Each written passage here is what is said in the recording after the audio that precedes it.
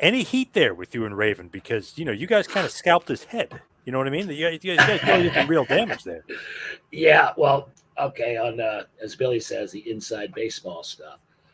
That feud with Raven had had a lot of. It worked because there were a lot of elements of reality to it. When I first met Raven, he had come into WCW a little bit after, a month or two after I'd gotten there, and he was kind of an asshole. Can we use profanity here? I'm sorry. Oh, yeah. Yep. Yeah, he was kind of an asshole, and he'd be the first to admit back then he was all fucked up on drugs and whatnot. And I couldn't stand him for the first few months that I met him, and then we got to be friendly. But then when I came into ECW, Raven had that carry my bags kind of thing going on, and I'd already. I started to feel by the time I got to TNA, and then Raven followed me there. By the time I got to TNA, I felt like, I'd come into my own, and I don't need to be bowing in supplication before you, Raven.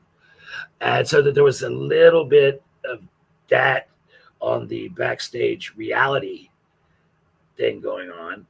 And anyway, so when he wanted to do the head shave stipulation, and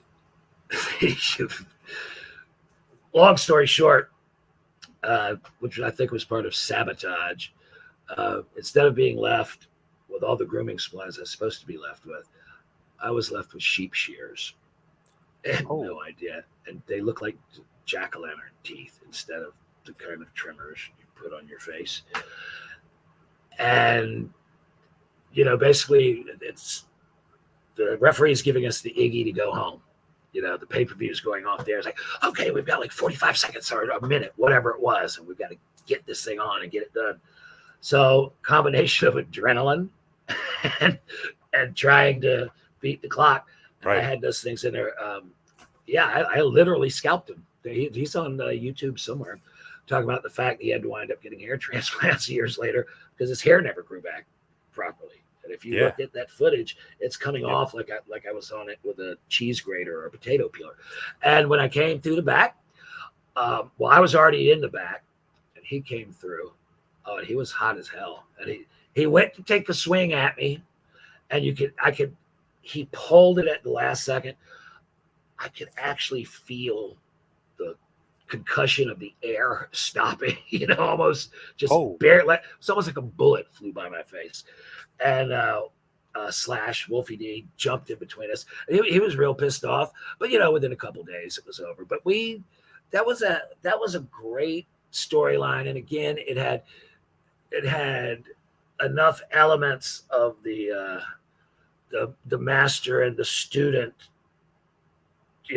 breaking apart. Kind of the same thing he did with a lot of people he's feuded with. He kind of did that with Stevie Richards. He did it with CM Punk, But there was a very real element of that when I was involved with Raven, because I was like, I'm not in your shadow anymore. That's really, I respect you and I appreciate the opportunities you've given me, but you don't get to tell me what the fuck to do anymore. I can do my own promos. I don't need your input, and may the best man wins.